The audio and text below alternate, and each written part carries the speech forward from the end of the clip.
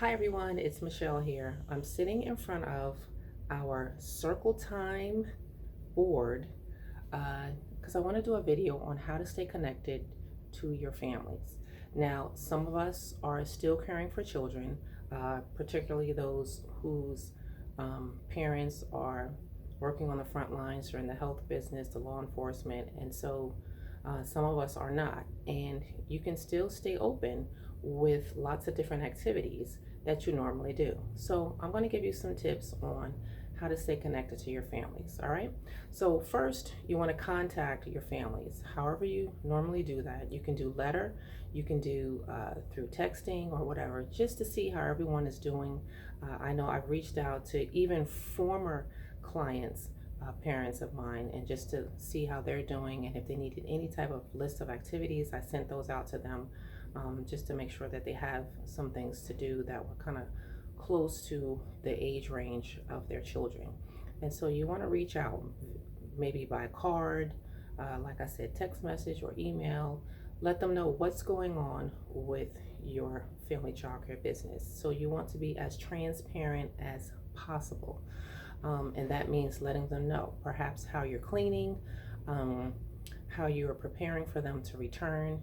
But in the meantime, you want to have some type of activity going on with them.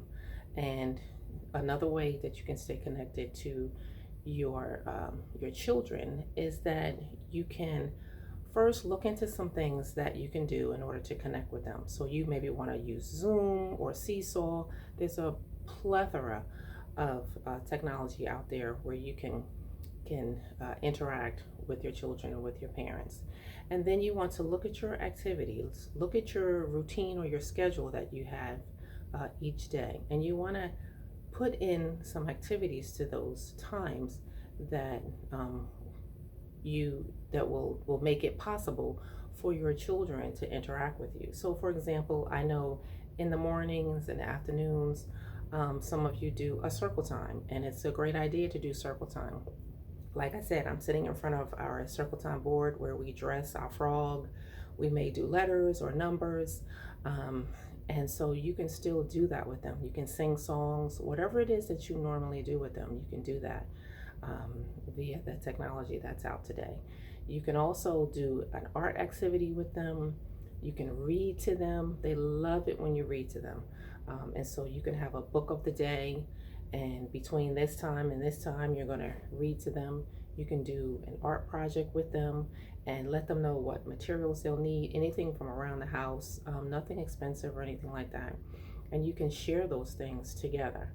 You can also have music time with them, where you have instruments, or you can make your own instruments and then have a music time.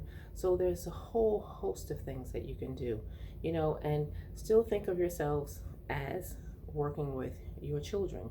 And so they're probably, depending on the age group, they're not going to be able to sit for a long time. And so you want to make these activities possible for them to be able to get up and move around, things like that. You want to ask some open-ended questions, not questions where they're just going to say a yes or no, because you want to make them engaged.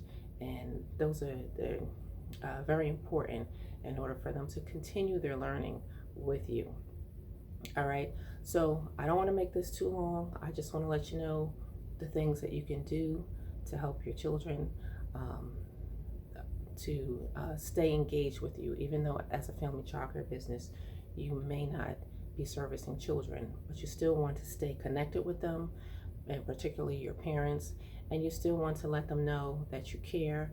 You want to let them know that you want to do activities with them, and it's a whole host of things that you can do. So let me know what you're doing with your children, and we'll talk a little bit more about it later.